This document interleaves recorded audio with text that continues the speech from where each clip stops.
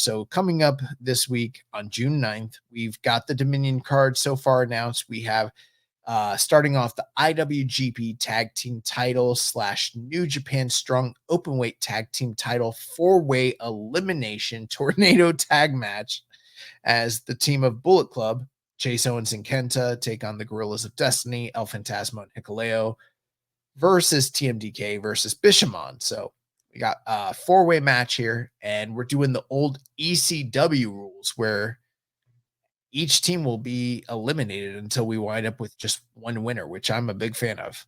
Yeah, big fan of the 4-way dance, 3-way dance format. And so, yeah, it's going to be interesting. One team's going to end up with both titles. We did have a question here from Rambones. Any idea of what the logic is of having a 4-way winner-takes-all elimination match for both tag titles rather than unifying them? It seems we keep going around in circles with booking of these belts. Well, it's nice because you can break them up and then put them back together and then break them up and then put them back together later, you know? You put them together, you can't break them back up. You know, you kind of have to, you know, have that ability to that space. Oh, man. Yeah, I don't get it. But it's obviously it's pretty much what you said. Like, they want to probably have the creative booking to be able to book separate matches at some point and do the whole like what they did last year with that New Japan Strong US or Japan show where it's like first night was the Strong main event and the next night was the IWGP with the same team. Like, I'm sure they want to continue to do stuff like that. Mm-hmm. But so who do you think's going home with the belts here? Well, real quick, Death Triangle 720 also asked, do you think after Dominion, Hikuleo could be leaving NJPW? I mean, it's a possibility. We don't know what his contract status is. Clearly, his brothers are, in full go right now on SmackDown with the Bloodline. So, I mean, it seems like they're really cranking up that Bloodline universe. So, ain't nobody realer than Gorilla. So I mean, I wouldn't be surprised, but I guess we'll have to wait and see. I got Team DK here. I'm gonna go. I don't know. I'm gonna go Bishamon. I could see it. But either way, we are both predicting new champions for both belts. Yeah. Nice. So the next matchup, we have the NJPW World Television title on the line as the champion Jeff Cobb defends against the Stone Pitbull Tomohiro Ishii. Yeah, I forgot to mention that Ishii, he did watch the tag match that Jeff Cobb was in on the semifinal night. He was sitting kind of by the bell keeper's table, so he was watching the match, and then post-match, I did get to a face-to-face. But, I mean, we've seen Cobb and Ishii before. This should be a great, never style matchup, and it should be a really fun match. Should be really good. I don't see the reason why you would switch the title here. Title could probably benefit from a little bit of stability, which I think Jeff Cobb retaining does that. Yeah, I agree. I'll go with Cobb retaining. Next match, we have NJPW King of Pro Wrestling title on the line as Yuya Uemura defends the provisional champion against Great-O-Khan in a Storm Catch rules match. And the rule is as follows. So a Storm Catch rules match is a match where strikes are prohibited in favor of throws, grappling, and submissions. Under these rules, there will be a 15-minute time limit.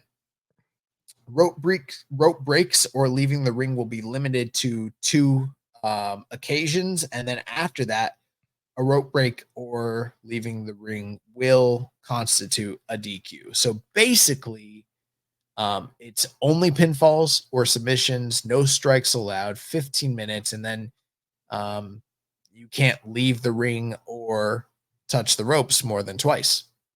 Yeah, essentially, it's pretty much a pure rules match. Except in pure rules, you can do open hand strikes, and this one you can't strike at all. But very similar format. Similar, yeah, like their own variation on it. But the other thing too is like in a pure rules match, you could grab the rope, and once you've exhausted your rope breaks, it just doesn't do anything. You can't get the submission broken up by grabbing the rope. Here, it's a little different where if you grab it a third time, it's a DQ. Hmm. So you're done. Yeah, so a little bit more strategy there on the rope breaks. I think the good thing is with this rule set, it's much better than what Great O'Khan was you know, proposing because he wanted a 61-minute catch 2 out rule. of 3 falls. Yeah, 2 out of 3 falls, which is somewhat in line with what Yuya Uemura had originally uh, you know, proposed last month when he was, trying to get his rules passed, but this time we're getting the 15-minute instead of 61-minute rules, and that's that's much better. Yeah. So yeah, I voted for the storm catch rule. So I'm happy this one, and yeah, I think this will end up being a lot better than the lemon eating contests they had. Yeah, and I think Uemura would probably retain, but if Great O'Khan did win, it really wouldn't surprise me because it's fucking KOPW and none of this shit makes sense. So, I mean, would it really even be that bad if he dropped KOPW? It's a bit of an albatross, anyways. Yeah. I think I he don't know. retains. Yeah, I think Yu is going to retain as well. After that, we've got the never openweight title on the line as the champion Shingo Takagi defends against Hanare. And this is Hanare's first singles match since returning from injury. And you know what, Jeremy? I think he's going to win the title. Yeah, I would go with Hanare here. I know sometimes they like to do the booking trope of when a guy comes back from injury, he's not 100%, and so they lose and have to work their way back to 100%. But I feel like, this guy split his head for this company. I think that, he's been killing it the last several years. I think now's the time you have him get this big win over Shingo and have him run with the Never title. Yeah, he's never had a run with the singles belt.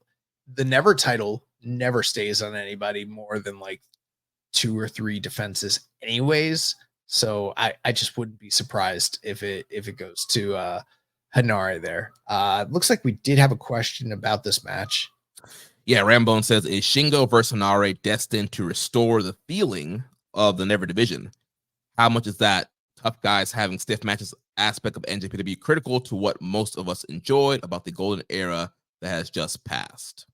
I mean, I'm a big fan of that style of wrestling in New Japan, period, going back to always.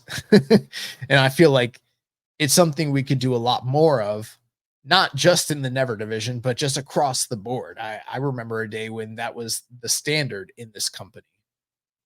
Yeah, I mean, big muscle up guys just throwing bombs, big tough guys having tough guy fights, being dumb jocks, dropping each other on their heads. Like, I think that's a lot of the essence of, I think, Japanese wrestling and what attracts people to it, and especially during that golden era of the Never title and guys like Ishii and Shingo and Shibata going out there, Goto, Suzuki, really going out there and killing themselves. And yeah, I think it's a very important aspect of the New Japan product. And I know that the Never title's kind of been hit or miss the last few years, and then they try to make it more of the secondary title, the Jay White run. And so I think we're getting back to the roots here. And so I think a match like this will really kind of reestablish it to what it's supposed to be, and it's going to be a banger. And yeah, I think Hanare is going to get the win here.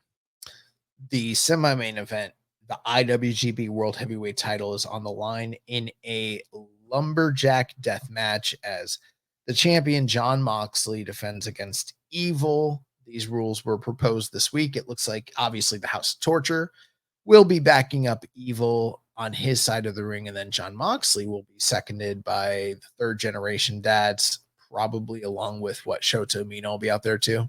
I think so, yeah.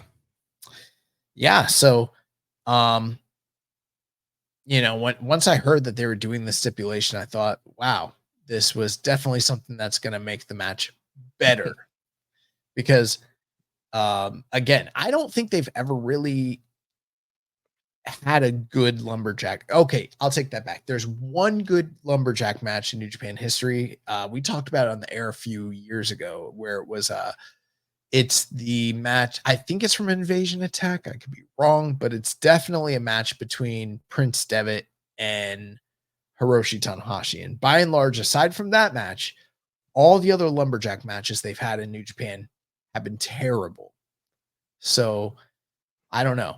At the same time, Jon Moxley is involved with one of the only good lumberjack matches in WWE history when he wrestled, I think it was Seth Rollins at like a SummerSlam one year. Yeah. And that's a pretty good match. People kind of forget about that one.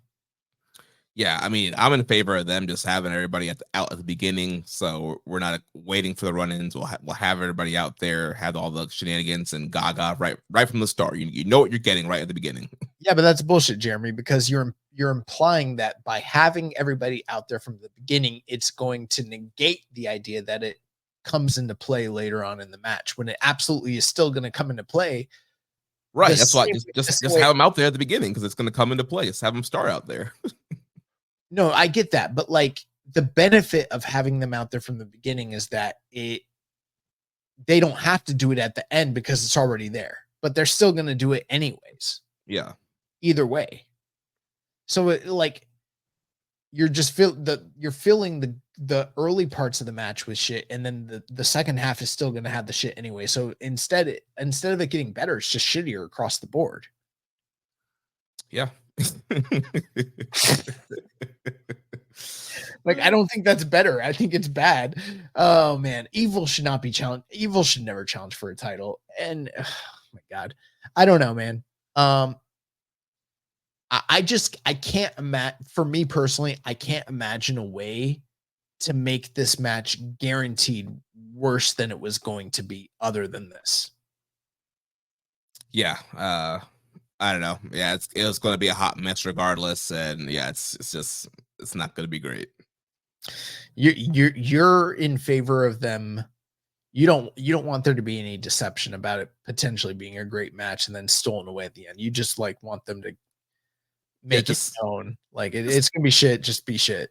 Right. We know what it is. Just have all those dudes out there from the beginning. Have all the run-ins throughout the whole match, and this whole have Tenzan out there trying to Mongolian chop these dudes away. I will say this: I had more fear about the potential of Evil winning the title here prior to this stipulation. Now that the stipulation is involved, for whatever reason, I feel much more confident that Jon Moxley is retaining. Yeah, I think Moxley's retaining. I still think there's a good chance, though, that Evil could win. The babyfaces did get the the momentum going in on the go home show, and then also Moxley's arm is still tore up from the Konosuke match. What about that? Yeah, and so I'm wondering if that's like the target that's going to allow Evil to win the injured arm, and then all shenanigans, and then it's kind of a banana peel kind of win. In the news, do you have the shit about Rocky Romero and Jon Moxley? Yeah. Okay, I guess we'll talk about that. But yeah, so Mox is injured. It still is viable. It's viable that Jon Moxley drops the title here. Yeah.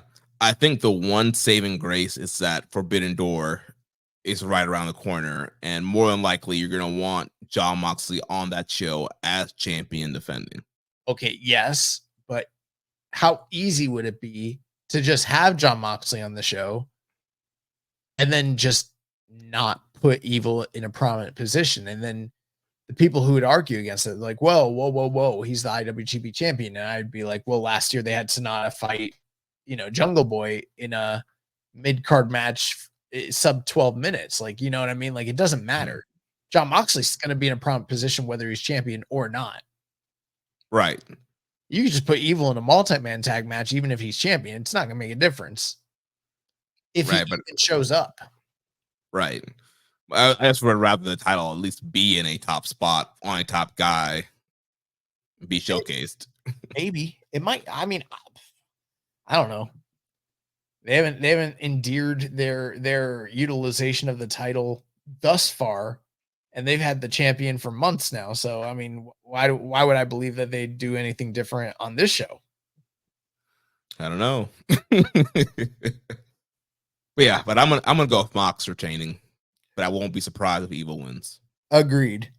And then finally, we have the best of the Super Juniors 31 final match as Taiji Ishimori and El Desperado vie to become first time Super Juniors winners and earn themselves a shot at the IWGP Junior title that is held by Show. Yeah, this should be. I think it should be a good matchup. Um, got two top guys here. Obviously Desperado being the face here. I think that crowd's going to be really behind Desperado and wanting to see him get the big win. And I feel like with him having the Despy Invitational the following night, I kind of feel like he has to win. I don't. I think it'd be kind of weird to have him lose and then go into trying to sell pay-per-views the next night with him losing in the Super Junior finals the previous night. But I guess it's possible that they could do that well, but I think it's should be a great match, and I'm thinking that El Desperado would get the win here. Did have a couple questions. Def Triangle 720. Hypothetically, let's say Despy wins Best Super Junior and wins the junior title before Forbidden Door. Do you think Despy should be on the Forbidden Door card? I think so. I think obviously Despy is one of the top stars of New Japan, and Despy showed up on Forbidden Door before. I think it'd be cool, yeah, if they could set up a junior title match. I know they kind of treat Darby more as a quote unquote heavyweight in AEW, but I think a Darby Desperado match would be cool. Ethan Saber Jr. says, do you think the BOSJ winner will challenge at a small or a big venue? And would a smaller venue lose prestige to the title match or not? I'm assuming that it's probably gonna take place on the Soul Tour. I don't know where that is gonna, land as far as the big Soul Tour final or whatever. But if it does wind up being a situation where Naito challenges, they might be having it in that baseball stadium that he's been lobbying for, and I think that's a good shot for that to be where they do the title match. Yeah, I just don't know when that would be. I guess if they do that in the fall sometime. Well, isn't that the next tour, New Japan Soul? Yeah, but I don't think they're doing the stadium for that. They would have already announced that, right? Bro, I don't know. Do they have the dates and the venues for that tour announced? I think the dates are out, but I I was don't gonna see say we any. could go to the New Japan website, but then I remembered we can't go there. Um, So yeah, so New Japan Soul is June 16th through the July 5th. Their Hokkaido Prefectural Sports Center, Amaroki and Budokan, Iwata Prefectural Gymnasium, Fukushima Toyota Crown Arena, Korakuen Hall, Tokyo Budokan. Yeah. okay, so it doesn't look like they have anything major announced for that. Like, I guess you're right. There's no baseball stadium. I got the feeling that like they're gonna bust it out and be like, oh, guess what? We're doing a baseball stadium. Well, I feel like they would have to promote that several months ahead of time and not just, oh, by the way, yeah, next month there's going to be a big stadium show. Well, then in that case, then it seems like the title match should probably take place at the end of the Soul Tour at what? At Korakuen Hall. Yeah. That also probably throws some water on the idea that Naito would challenge Mox for that tour. Right. I think Naito's challenging at Forbidden Door is what people are saying. Oh, because I'd heard some people insinuate that he might challenge him on the Soul Tour. That's why I was swayed to think like, oh, they might be doing that baseball stadium. Yeah, no, I think well, most people I've heard are predicting Naito Mox at Forbidden Door rematch. Naito wins belt back. Well, you're clearly listening to better people than I am. So carry on. uh, but yeah, I think Desperado is winning this. You could do either guy, really, but I wouldn't see why you wouldn't go with El Desperado. I think it's long overdue that he should have already won one of these. And if not now, then when? What's the point? You know what I mean? Mhm. He's like your premier guy in the division, so you should go with him. You probably, I mean, the one thing with it not being Hiromu is he probably should have beat Hiromu in one of these matches, but I guess it's okay because he already beat Hiromu at Wrestle Kingdom anyway. So, Yeah. I don't know. But the match, both of these guys have really been turning it up in the tournament for these big main events, these last couple nights. And given the stage and the eyes that will be watching, I think that this is going to be like something really spectacular, probably. Yeah, I think that they're gonna recognize the big, opportunity and stage that they have. I think they're gonna go out there and kill it. And like I was saying when you were gone for a second, I feel like it's kind of weird to have Despy lose when he gets this big pay per view the next day, and you're trying to sell buys. Like, what I think you don't want like the Super Junior, champion to be add that to his name to help people kind of draw in to buy that show. That's true, but they could also use that show to rehab him the next day after a loss. Yeah. But no, yeah, you're probably right. Then we had a few other questions here. Death Triangle 720 says, outside of the Shingo Hanare match, is there anything on the Dominion card that stands out? I think it's a strong card. I mean, Jeff Cobb and Tomohiro Ishii is probably going to be really, really good. I like the gimmick between Uemura and Great Khan much more than I did their previous outing. Ishimori and Desperado should, given the historic nature of the match, should really, really, really deliver. And I like four-way dances with the elimination style rules. So I think it's a strong card. Yeah, I think it's a strong card. And as of this recording, this is not the full card. There's still going to be probably a few more matches announced. Also, Naito's not on here, so I don't know if they're going to add more bigger matches at this point. But I know they teased, I think Naito and Finley. They kind of teased that Resurgence for the global title. They teased Robbie Eagles and Kosei Vegeta challenging the War Dog. So there's other stuff that's coming too that I think is going to help make this card stronger as well. Def Triangle also asks, does it seem like a waste not having Naito have a singles match at Dominion this year?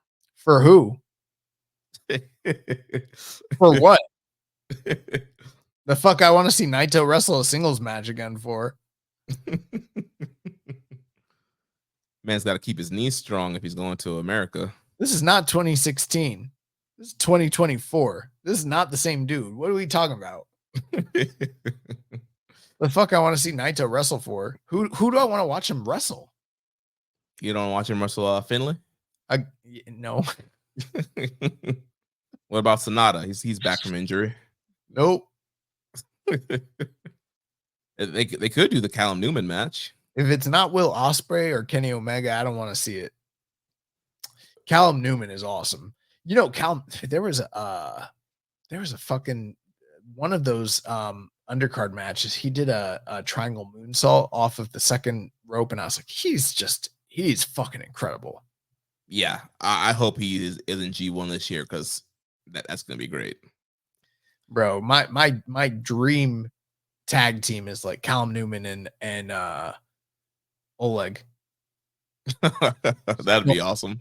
Yeah, throws and flips. Then Reddit user Ebby91, do you think they will announce who was in the G1 at Dominion? They usually do, so probably.